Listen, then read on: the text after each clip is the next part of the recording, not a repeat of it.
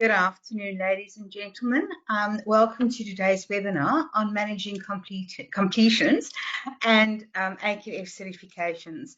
Guys, I apologize. There was a little bit of confusion with the starting time of this webinar. I do hope that getting the notification that the timing was wrong didn't put you out too much. So my apologies for that. A quick one for you. Just before we carry on, guys, I will spend a bit of time at the end of this webinar just telling you guys more about the 23 Vet Compliance Conference on the 10th to the 14th of July. Although the conference is being held in Brisbane, it is being live streamed nationwide. We've got master classes in not only in Brisbane, but also Sydney, Melbourne, Perth, and it looks like we might be doing Adelaide as well. So have a look at complianceconference.com.au for more details on the conference as well as registrations. So as I said, today we are going to be talking about managing course completion and certification. Now, my name is Alex Schroder. For those of you that attend the webinars regularly, welcome back. Lovely to see you guys again.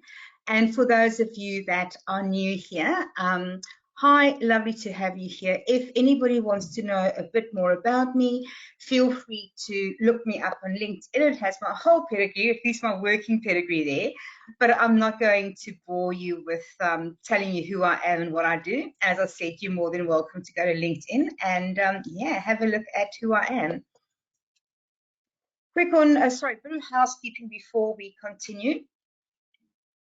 If we don't have time for your question today, or if you think of a question after today's webinar, please feel free to email info@complianceinstitute.edu.au and the guys will pass your questions on to me.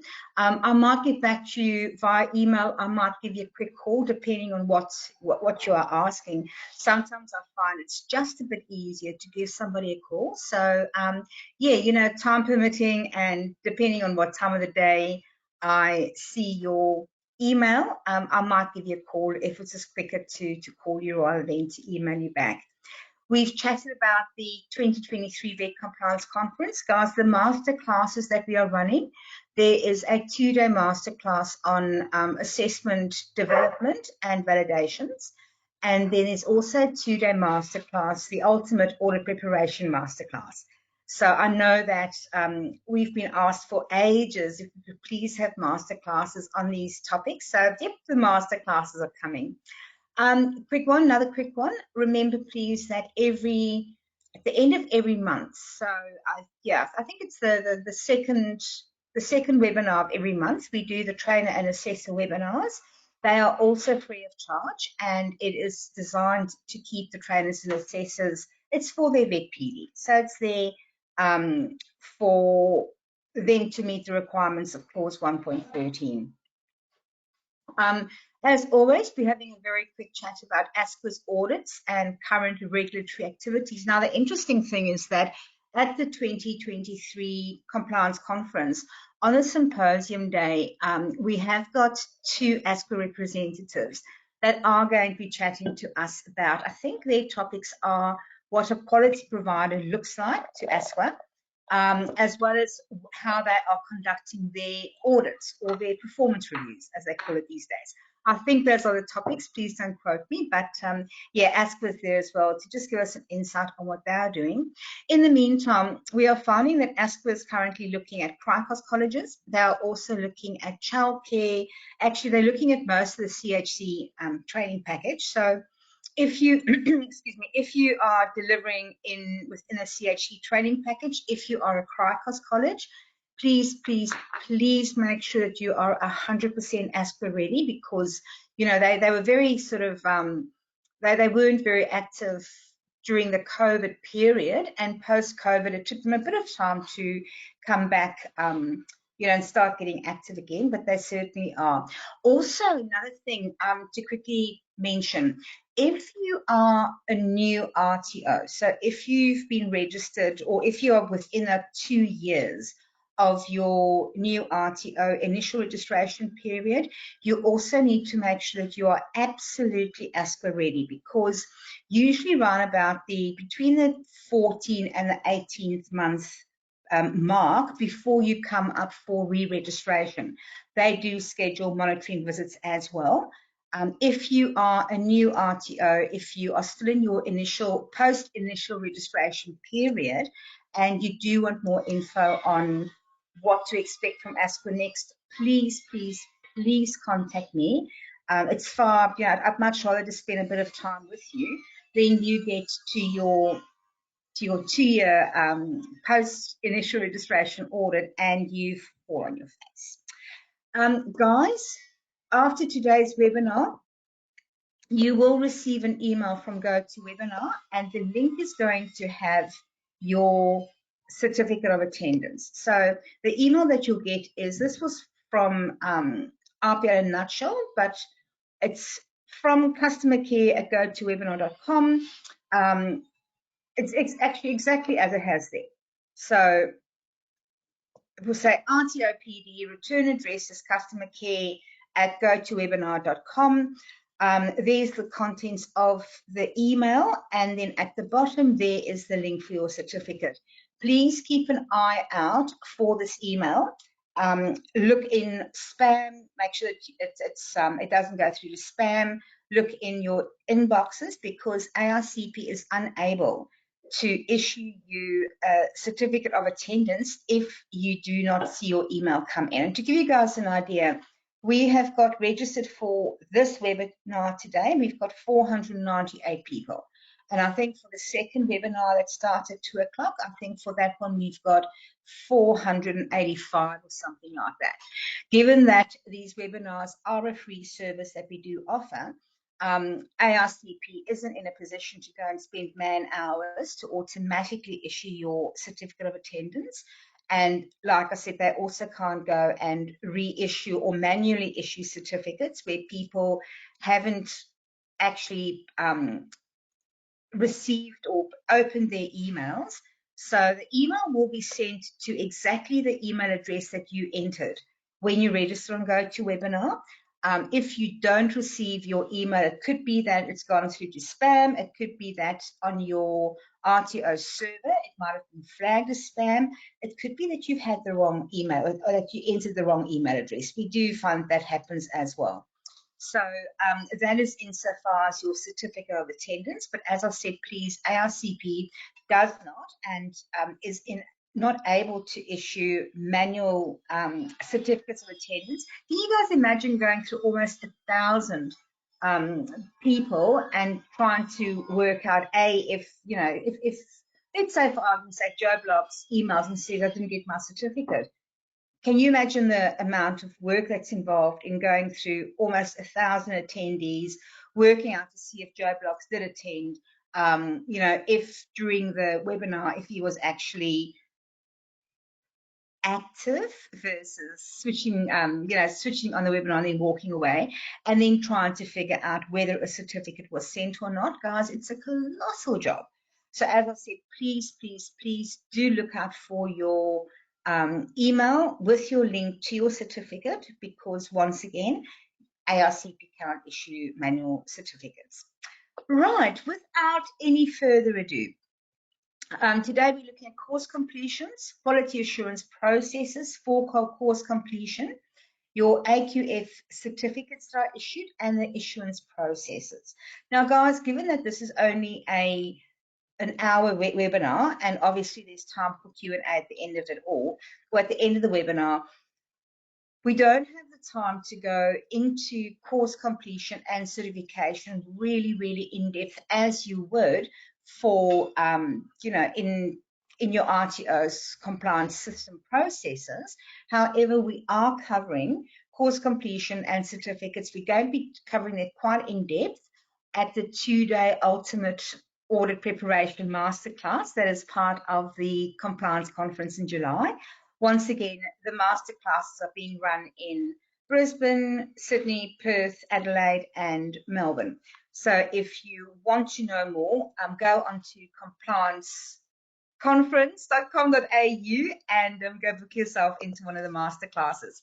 So when it comes to issuing AQF certificates, Clause 3.1 of the standards is very, very, very clear. An RTO may not, under any circumstance, issue an AQF document to any learner that has not completed the unit of competency 100% and that hasn't met all of the requirements of that unit of competency.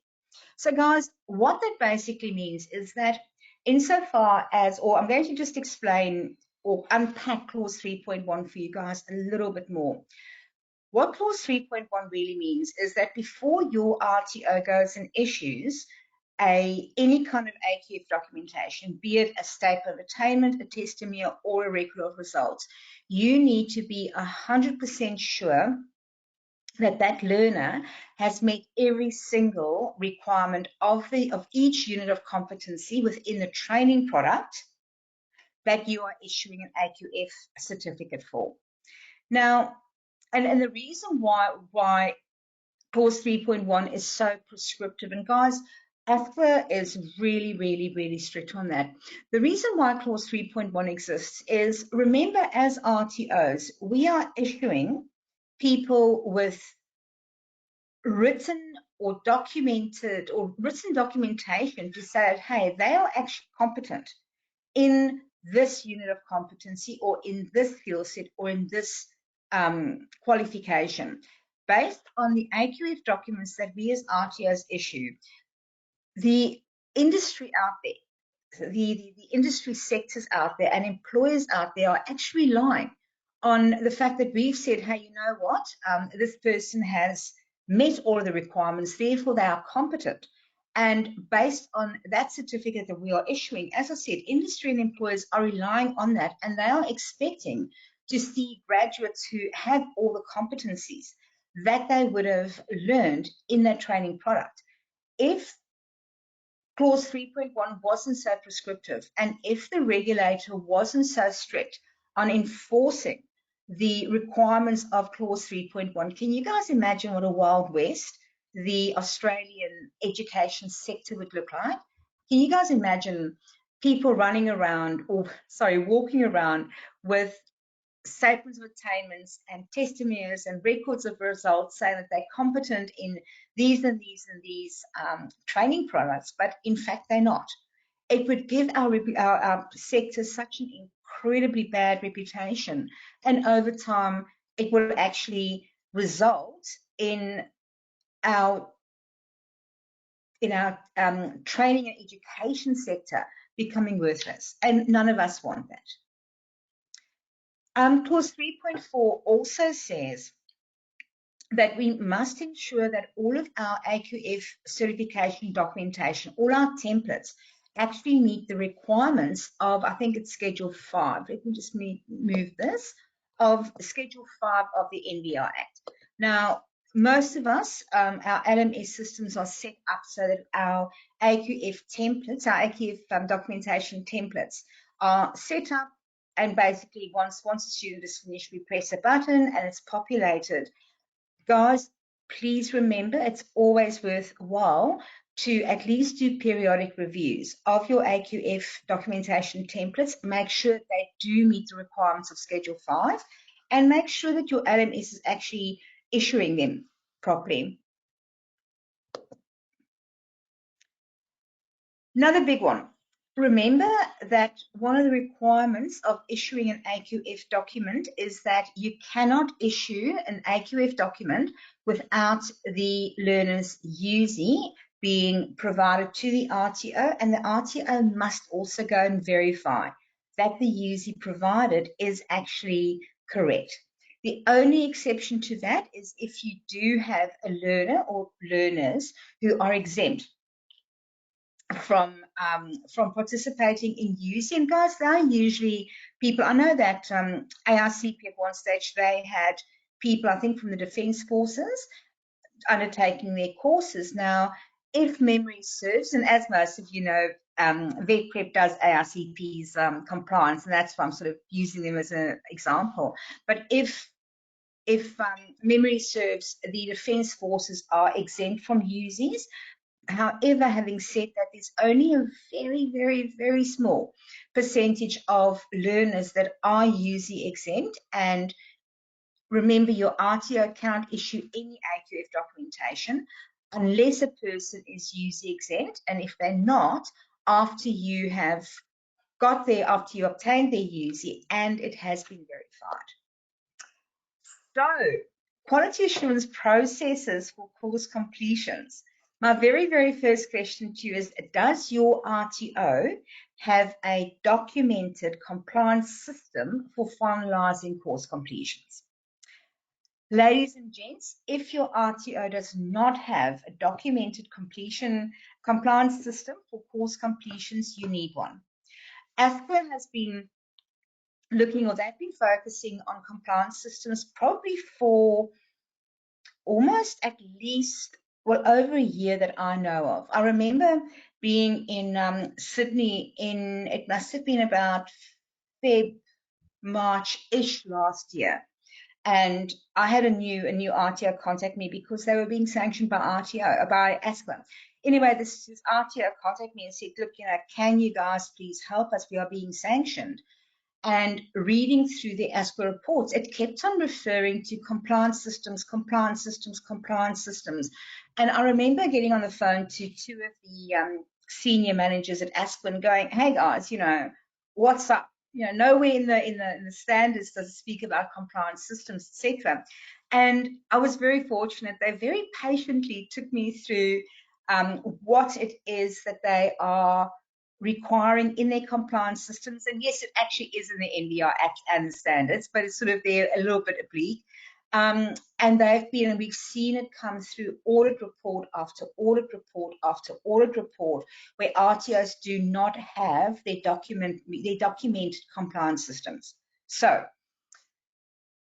if you take nothing away from today apart from compliance systems, please make sure that your RTO does have documented compliance systems. And given what we're discussing today, please have a look to see if you have a documented compliance system for finalizing course enrollments, for finalizing course completions. If you are unsure about compliance systems, if you want to know a bit more about it, jot an email down, info@complianceinstitute.edu.au. Happy to chat you through it, but you absolutely need one. So when we are finalizing a course completion, first up, and I'm segueing a little bit, first up, valid assessment tools, including your assessor guides, your assessor benchmark answers, is absolutely essential. Because let's think about this for a second.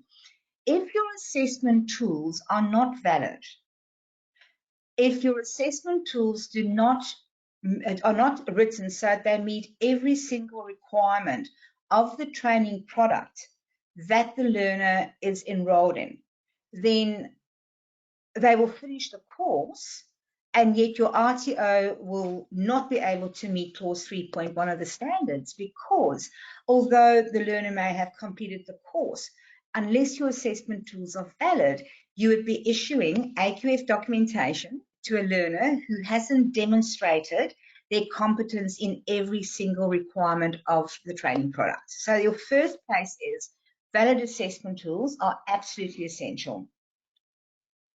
Now let's work on the presumption that from the onset your RTO's assessment tools were valid. Then when it comes to course completion, there's a few things to go through. First of all, you want to check that all of the information that you have for the learner on file is correct. Because remember that we need to keep the base information for all learners for 30 years. And the kind of information that we need to keep, and guys, we don't need to keep all of their assessment outcomes for 30 years, obviously, but we need to keep enough on file so that if a learner or if a graduate does come back in 5 years' time and say, hey, I've lost my testimony, could you please reissue it? That you have enough information for the learner on file to be able to verify who they are, what they completed, and reissue that certificate. So once again, your first step in finalizing a course completion is check that you have all of the information for the learner on file. Are all of the enrollment documentation, so the enrollment form and everything else, is it on file? Has it been completed, and has it been signed everywhere? Are all of the relevant documentation that go with that, is that on file? So for argument's sake, you've got the enrollment form. However, do you have a copy of the person's ID? Do you have a copy of their previous qualifications, if need be? Do you have absolutely everything on your file that should be in their student pack? Did they give you the UC number? Did you verify their UC number? Unless, of course, they are UC exempt.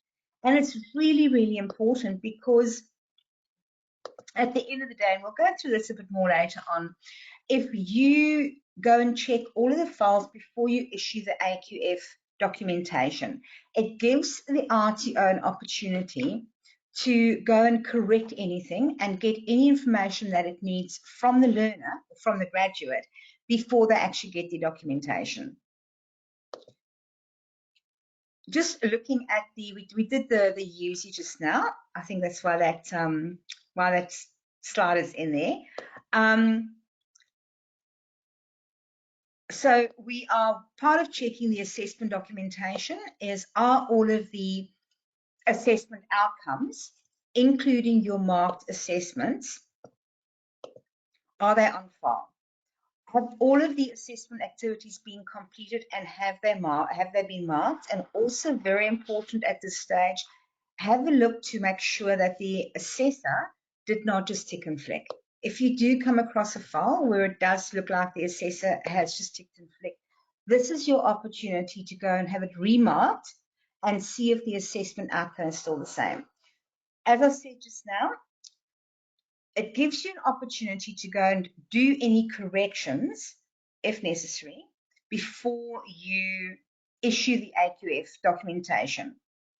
Because it isn't always easy to get a person to come back and to get them to give you more information once they've got that AQF. Obviously, it's different if it's an internal employee and they've got some skin in the game. But if it's just a member of the public that did the course through, you remember their whole aim of the training product, or of enrolling with your RTO, isn't only to learn, but they also want that piece of paper at the end of the day. At the end of their course, they want their qualification, they want their testimonial, their record of the result, or their SOA. And once they've got that in their hands, if you need anything extra from them, what's in it for them? You know, why should they come and help you? Why should they provide you with documentation that you should have had in the first place? And we see this so often when we are helping RTOs with sanctions, when we're helping RTOs with rectification. We see it so often where the student files, there are documents missing, or there's a signature missing here or there. The RTO tries to get hold of the graduate, and the person they just MIA, because they have what they need from the RTO. Therefore, there's nothing for them that would actually motivate them, apart from being a nice person. But there's very little to motivate them to help the RTO go and fix the files, or to go and gather missing information. Now, coming to your issuing of your certification, remember that your certification documentation must meet the requirements of Schedule 5 of the MER Act, as we said just now, and that relates to your templates, guys. It relates to the information that can and can't be on your template. You know what we often see is not so much these days, I'd say not in the last year and a half, but we still see AQF documentation that still has the person's UC number on it, or that will have the person's ID number, their license number, or some form of ID on there. Remember, you are not permitted to include the UC number on your AQF documentation. B, after this webinar, have a look at your AQF documentation templates have a look at the requirements of Schedule 5 and do a quick comparison. And have a look to see whether your AQF document templates are actually 100% correct and whether or not they are compliant. Now, this is one that I absolutely love. Clause 3.3 is one of my favorites.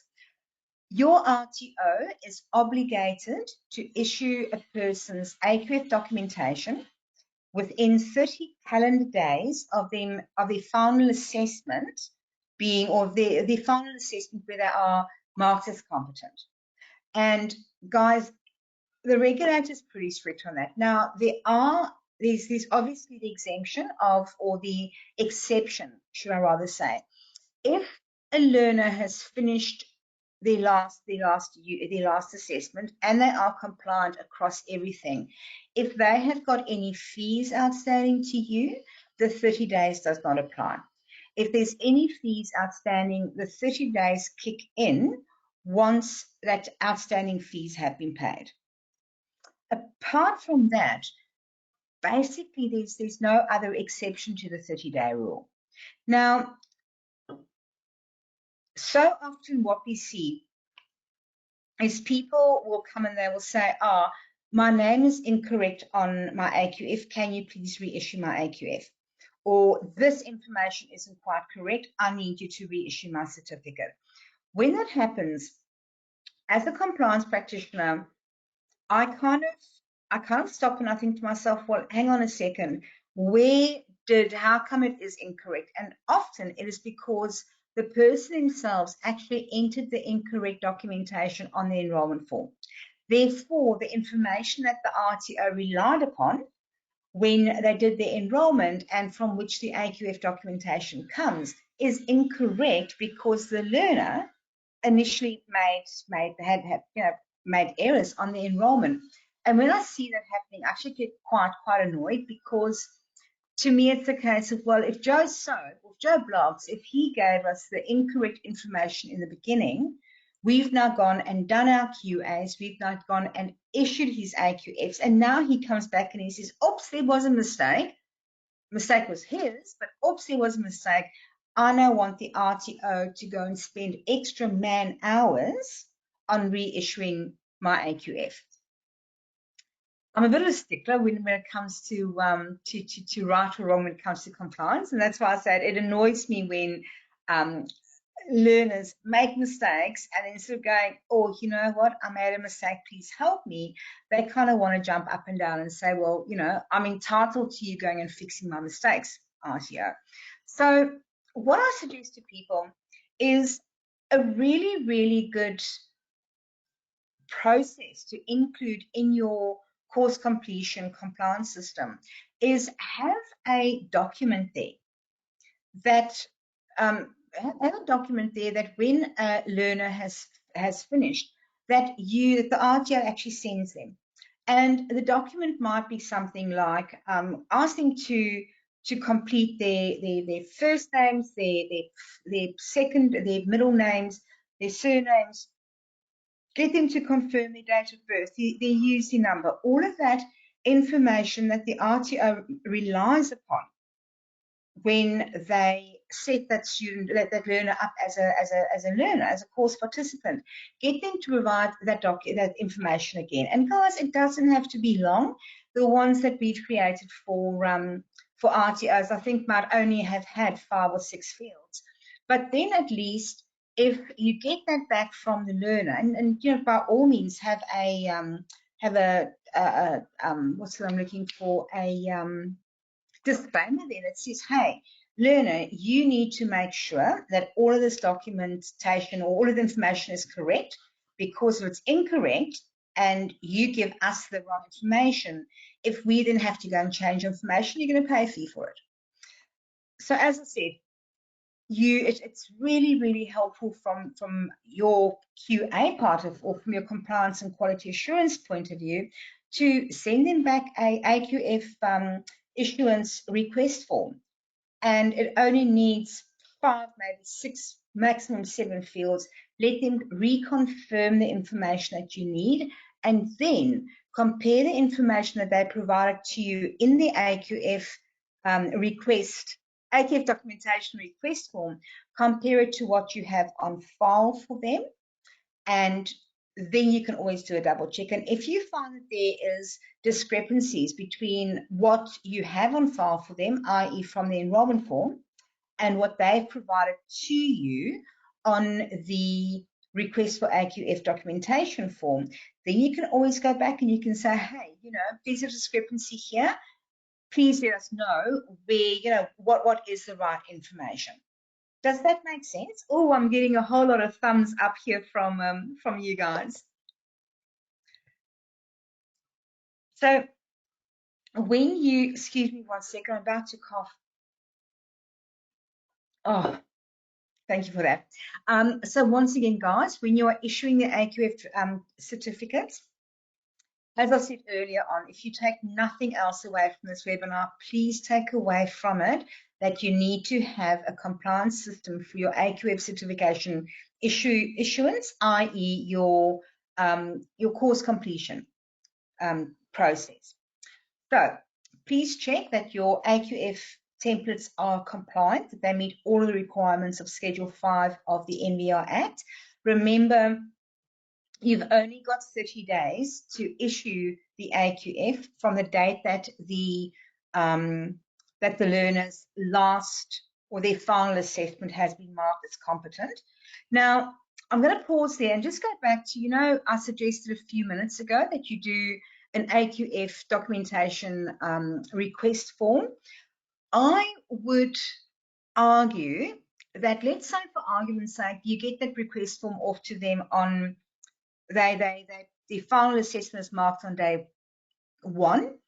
On day 4, you get that AQF request form off to them. Let's say, for argument's sake, it takes them 3 weeks to get that form back to you. If that AQF form or AQF request form is part of your process, I would then argue if they don't get back to you, or if they don't get that back to you for up until day 28, that you could make a really solid argument that the 30 days starts from that date. Does that make sense? I've got a few questions coming up on that. I will answer just now. The reason why I'm suggesting that the 30 days could very well start from the day that you receive their form back is, or hang on, there's a bit of a disclaimer in there.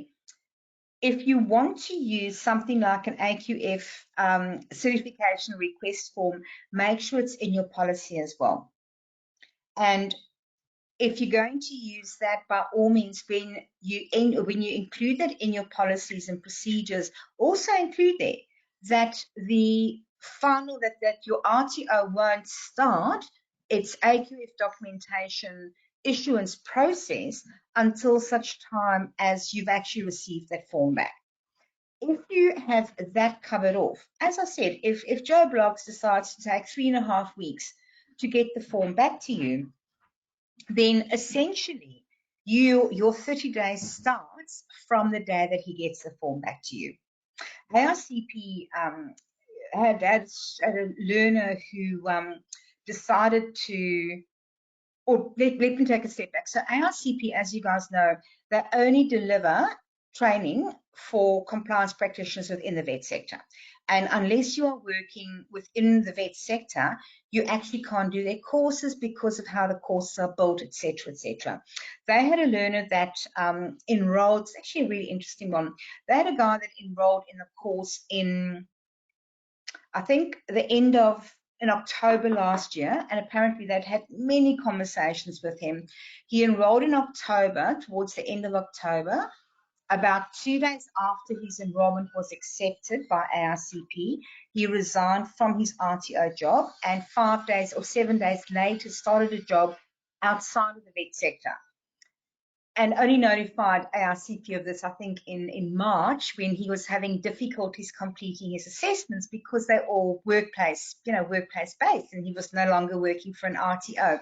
Long story short, this guy has now withdrawn from the course, unhappy because ARCP wouldn't go and rewrite all of the learning material and all of the assessments for one person who's no longer in the sector. But when they sent him his AQF documentation request form, that he actually hasn't returned it yet. And I think that's 5 weeks later. Now, because ARCP's policies say that the AQF issuance process starts after they've received the document back, the fact that he hasn't returned it is actually not, in my opinion, causing them non-compliance with clause 3.3, because he is actually stopping them from completing their process. Do you guys see where I'm coming from? So please be careful about those 30 days. And as I said, remember the 30 days, the exclusion of the 30 days or the exception to the 30 days is where there's fees outstanding. And if you do have it in your policies, if you do use the AQF document request form process, if that is part of your process, if it is in your policies, then once again, I would argue very, very strong and hard against any ASCO auditor that the 30 days apply from the date that you get that form in. Once again, all outstanding fees, if your RTO chooses to, you do not have to issue the AQF documentation until all fees are paid. Now, interesting thing, and I often get this question, is where an employer pays for an employee to do a course, does the learners AQF get sent on to their employer? Guys, the answer is an absolute hard no. It isn't even debatable. It isn't negotiable. It is an absolute hard no. It doesn't matter who pays for the learner's training and assessment. That AQF documentation belongs to the learner, and it must be issued to the learner. And you actually, if we look at the privacy laws, etc., you actually, as an RTO, don't have the right to provide anybody else with the learner's AQF unless the learner or the graduate now has specifically nominated that they want their AQF documents sent to anybody else but them. Similarly, if the employer who's paid for the course, if they want a copy of the AQF documentation, as an RTO, you need the learner's explicit consent to provide the employer or whoever else paid for their course to provide them with the AQF documentation. And in my opinion, and I'm sort of now thinking about, if I was at the tribunal with an RTO, if your documentation had in small print or just run-of-the-mill, you need to tell us, learner, if you don't want your AQF documentation to go to your employer. If it isn't there, very explicit and easy to find, I don't believe that, well, I do believe that it would be a non-compliance, and also not even a non-compliance with clause 3.2, 3.3. I always get these mixed up. Not even a non-compliance with clause 3.3, but you'd also have issues insofar as the Privacy Act and a few other acts as well. So once again, please, please, please always remember, send the AQF documentation off to the graduate regardless of who paid for the course. And then after you have, and then you can close the file. So the steps would be, I'm going to recap here quickly. The learner's last assessment has now been marked. They have been found to be compliant. And now you start off with managing your course completion. Remember, or you want to check the documentation. You want to check that everything that you have all the documentation on file for them. You want to go and check to see that their assessment outcomes are reliable, that your trainer and assessor didn't tick and flick. You want to use this opportunity to make sure that everything that you need for that learner, you actually have. And if there's anything that you find that you need additional of, let's say for argument's sake that you did select for your trainer or that their trainer and assessor did tick and flick, you would then have it remarked by another assessor, and if any further assessment evidence is required, this is the time to get it from the learner, because as we said earlier on, once they've got their AQF documentation, they've got no extrinsic motivation to help you as the RTO get your documentation in order. So before you get to the AQF issuance stage, please make sure that all of your ducks are in a row, insofar as your documentation, that you have all the signatures, you've got all the IDs, the assessments have been marked correctly, their fees have been paid, you've got their usage, etc., etc., etc., and then you can go and issue their AQF, and then you can close off the file. Now, I have spoken a few times about your assessment outcomes. Remember that ASPA only requires requires RTOs to only keep assessment outcomes for 6 months, so 180 days, unless the RTO has a written direction to the contrary. So from an ASPA point of view, unless they've previously said to you, hey, we're a little bit concerned with your record keeping or with your processes, and you need to keep your outcomes longer, unless you've got that written direction, you only need to keep your outcomes for 6 months. The exception to this is private colleges, and if you have funding contracts. So I'm not going to rattle off the different time periods that each state has, because every state has different requirements. But obviously, if you do deliver under a funding contract, then the assessment outcomes for those learners that were trained under the funding contract, they are obviously kept for the time period that your funding contract requires you to keep them. However, the rest of the learners, that's 180 days, which means on day 181, you can go and archive their assessment outcomes and their completed assessment tasks. Guys, I hope that it's made sense to everybody. I'm very, very wary of time. For the newbies, I'm very good at actually going over time, and I'm trying really hard to stick with the time. So let's go and look to see what Q&As what questions I've got. Just bear with me for a second. I always get this wrong. Okay, let's go up here.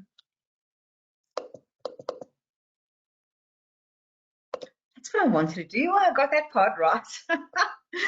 Okay.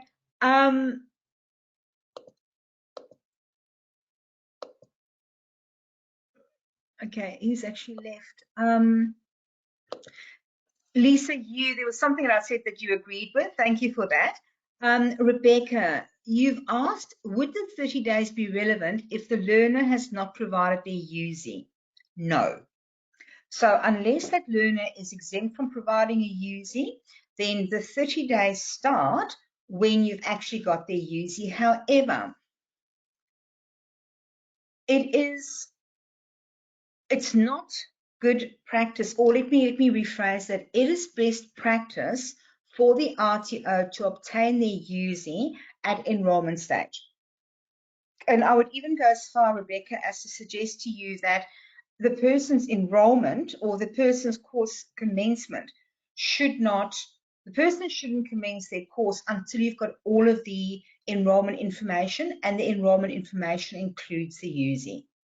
But if part of your, and this is why your document completion system is so important, if part of your system is that they have X number of days to provide you with information that you need before you issue the AQF certification, if that is part of your process and if that is part of your policies, then the 30 days would apply after that. However, I'm not, just thinking it through, Rebecca, I'm not 100% certain that if the 30 days was extended because your RTO is waiting for the learner's UZ, I don't know if I could comfortably and convincingly defend that against an ASPA audit for saying that you're non-compliant, simply because the very first question would be, why did you not get the UZ at enrollment stage? Because collecting the UZ is part of the enrollment process and is part of a compliant enrollment form. So think about that, and certainly I would suggest you rather reframe your thinking to not leaving the UZ until the end and then trying to scurry around and getting information.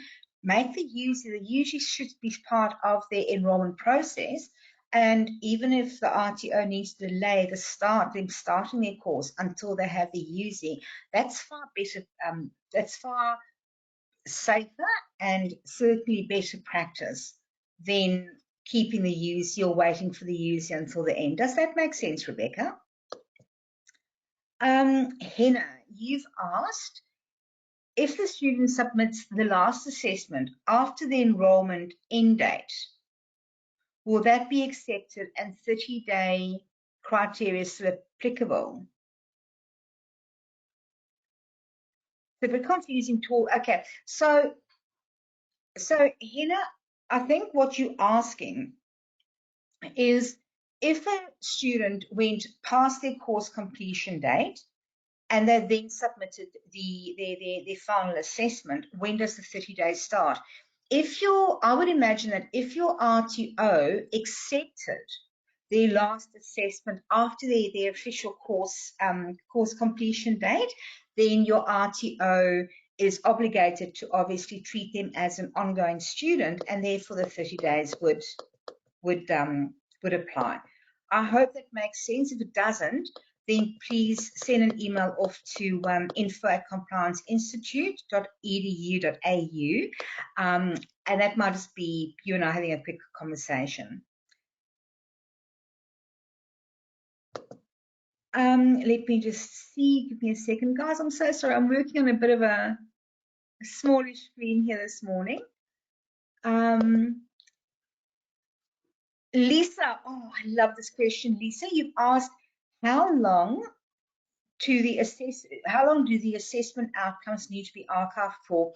Lisa, when we're speaking about archiving your assessment outcomes or your marked assessments, I always go archived, quotes, because realistically speaking, unless the RTO has got a direction or unless they've got another legal obligation to keep it for more than 60 or for more than 6 months, after 180 days, archive means archive. It means it doesn't get opened up. And you'll also find that these days ASPO actually doesn't ask often for anything older than 6 months. So at the end of, on day 181, the RTO can go and archive it, and you do not have to go and revisit the archive, if that makes sense. If not, then happy to chat with you.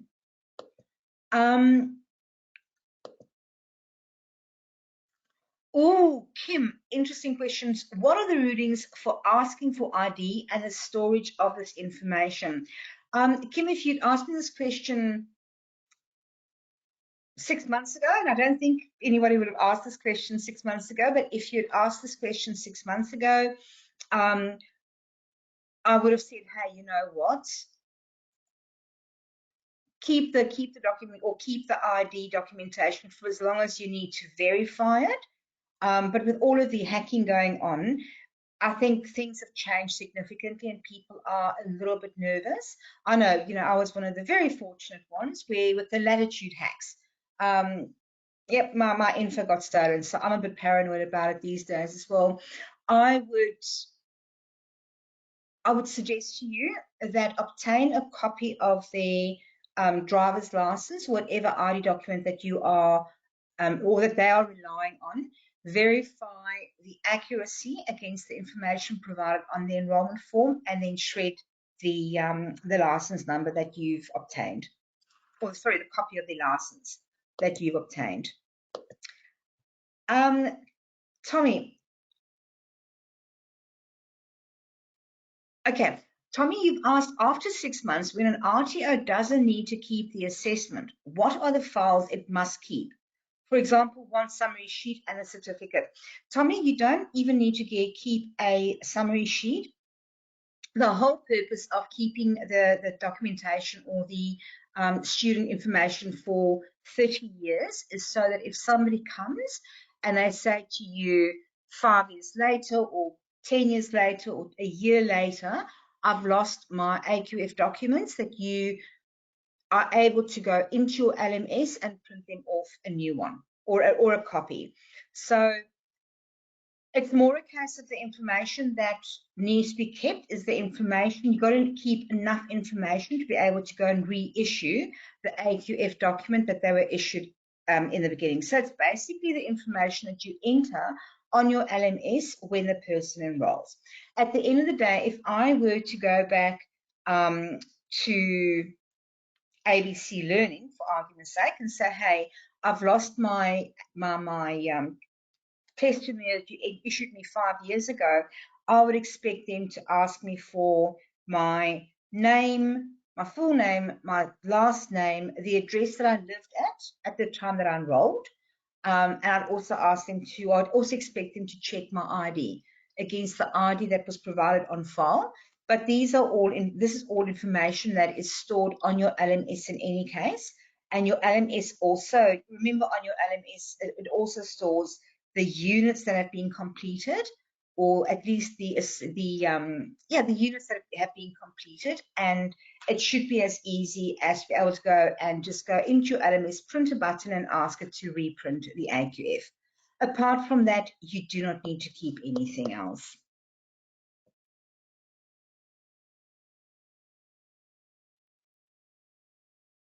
Michael, you've said, you mentioned keeping ID on file. Did you mean identification information? We can't keep copies of student IDs, can we? Michael, once again, we would have been having a far different conversation if we haven't had so many ID hacks of late. We can keep, if your RTO's policies say that we do keep IDs for students, then you can. However, given the recent hacks, and over the past 12 or so months, I think personally any RTO that actually keeps copies of identification or identifying documents on file, I think are taking a massive risk. You know, I've got a client in Victoria, and there's a service I think called DVB or DVS or something like that. It's DVS, Document Verification System, and from what I understand, is that if you get a person's ID, the document verification system, I think it costs $2 per learner or something like that. But they will actually go and verify that the identification documentation that your RTO has is correct, is authentic. And I would imagine if your RTO used DVS to check the authenticity of ID documents, that you could then keep that on file for the learner instead of copies of their documents. But at the moment, that's actually something that we're not clear on. And I am actually going to ask ASPA if they can talk about this at the July compliance conference.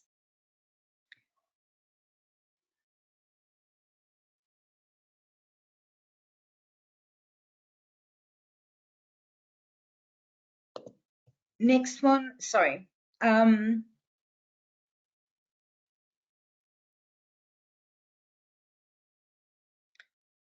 interesting one. I have heard some colleagues issue certificates only in the last week, between 28 and 30 days. They ask the student to pay an express fee or a fast tracking fee if they want the certificate earlier. Is this compliant? No. No, because I don't actually know. I haven't come across this. I guess like everything else, if it is in their policies and procedures, if it is in their policies and procedures that they do this, then I guess it is compliant. I haven't come across that. I have come across as many RTOs that will issue the AQF documentation electronically, and charge people if they want hard copies sent out to them. And that, by all means, is compliant as long as it's in your policies, procedures, and your student handbook. And Ajit, after just saying no off the cuff so easily, I'm thinking through, you know what? I'd say it would be compliant as long as it's in the student handbook, in the policies and procedures. But it would be important to be in the student handbook, because if it's in the student handbook, remember, then the student had the opportunity to get this information before they enroll. And yeah, I don't see why they can't. I think it's a very clever way of yeah, earning a bit more revenue. I've, like I said, not come across that, but yeah, it probably would be. Lisa, you are welcome. Expert thoughts. Mohammed, what are my thoughts on artificial intelligence at some stage potentially automate the entire process? Mohammed, I'm not familiar enough yet with AI to be able to give you that answer. However, you know what? At the compliance conference, we've actually got an AI specialist in AI in the vet sector speaking about that. So that could be a very good question for him. I do know that what VETPrep has been playing with for their RTO clients is we have started using AI for resource development, but I don't know enough about AI to be able to give you any thoughts on AI as a best practice completion system. But certainly, like I said, something to explore further with Ali at the conference. Okay, Diane, if the theory component of a class is complete but logbooks are required, once the logbook is handed in, is there a time frame for completing the assessment of the logbook? No, Diane. I would say that when the logbooks have been submitted, that the logbooks, the assessments of the logbooks should be within your RTO's standard practice for completing assessments. And then obviously only once the logbooks have been assessed, do the 30 days start then. Esther, you've asked, do we need to use assessment outcome sheet? Esther, I don't know for what, for where.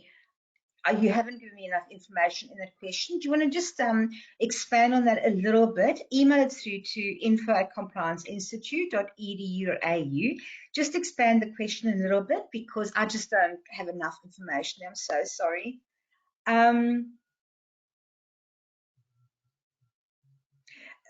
Binu, you've asked, are there standardized templates for certificates, or will the certificates be compliant if they have the NRT logo? Binu, they do need more than the NRT logo.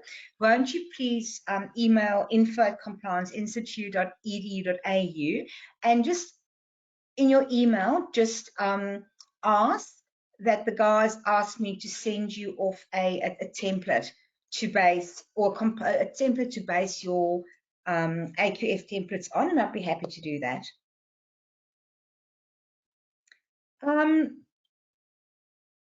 Okay, guys, I have probably got time for one more question. If a student's last unit was marked as competent on the 15th of May, but the certificate got issued on the 1st of June, is it okay to put 15 May on the completion letter? No, or should it match the certificate issue date? Hannah, that one, if the student, if the last competent outcome was on the 15th of May, then their course was completed on the 15th of May, and the 2 weeks between the 15th of May and the 1st of June was then the issuance, the certificate issuance process. So yes, they have essentially completed their course on the 15th of May. One last one. Um, Kim, you've said, is it required to put start and end dates of units on certificates? In my opinion, no. What is really important is obviously having the year in which they complete their course and the outcome. But Kim, if you're not quite sure if your AQF template is compliant, in fact, can I just make a suggestion? How about if I asked the team to simply mail out to all of you a template, an AQF document template? How would that work? Can I have some hands up if people think it's a good idea? Anybody else? Oh, yes, yes, yes, yes, yes, yes, yes. Okay, awesome. Guys, I've just had a stream of yeses and pleases and all things like that. I'm not going to get around to it until, at least sometime early next week because there's another webinar starting shortly.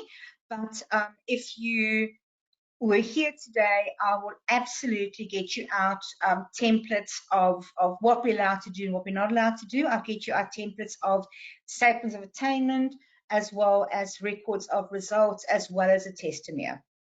All right, guys, if you have not, last but not least, if you have not yet looked at what is happening at the compliance conference in July, it is going to be absolutely astounding. I am doing a masterclass on, I'm doing a masterclass on assessment, development and validations on the Monday, the Tuesday.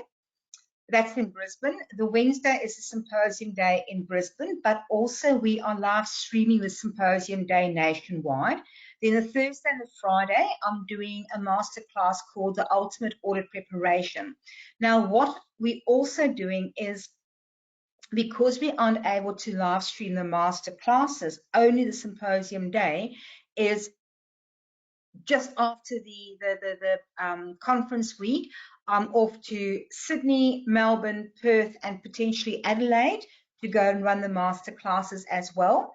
You can either register for only one, only the master classes. You can register for one master class, for two master classes if you want. You can register for the symposium only, or it actually works out quite a bit cheaper to go and get a package that gives you the symposium, whether it be live attendance or virtual, as well as the two master classes. So guys, very, very simple. Go off to complianceconference.com.au. Please go and have a look. Please go book your seats. The master classes are going to be absolutely freaking awesome. Put it this way, if you guys are enjoying the webinars, the master classes are going to just blow your mind. So there we go. I'm going to love and leave you guys. I've got the next webinar starting. I've got about a 45-minute break before I go there, but I've got to go. Thank you guys so much for joining me today. I really am. Thank you for taking the time to spend it with me. Apologies again for the confusion about the timing. And yeah, I'll see you guys in a fortnight's time for the next webinar. And please don't forget what I said earlier on about your statements of your certificates of attendance. Guys, have yourselves an amazing weekend. And once again, thank you so much for joining me. Cheerio.